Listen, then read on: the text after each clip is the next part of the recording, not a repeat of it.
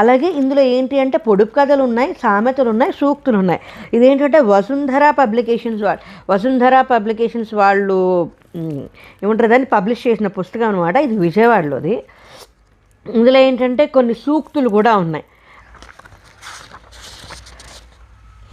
ఇందులో కొన్ని పొడుపు కథలు చదువుదాము. ఇక్కడ ఏంటి అంటే ప్రశ్న ఇలా ఉంది, సమాధానం పక్కనే ఉంది. మామూలుగా అయితే ప్రశ్న ముందర వెనకాల అలా ఉంటుంది అనుకున్నాను నేను. ఇది ఇలా ఉంది.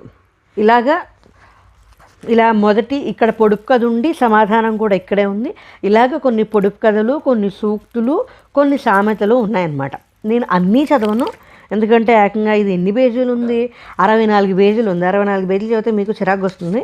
మామూలుగా నాకు కనిపించిన పొడుపు కథలు చదువుతాను. అరచేతి పట్టాన్న 60 వాకిళ్ళు అర్థం అట.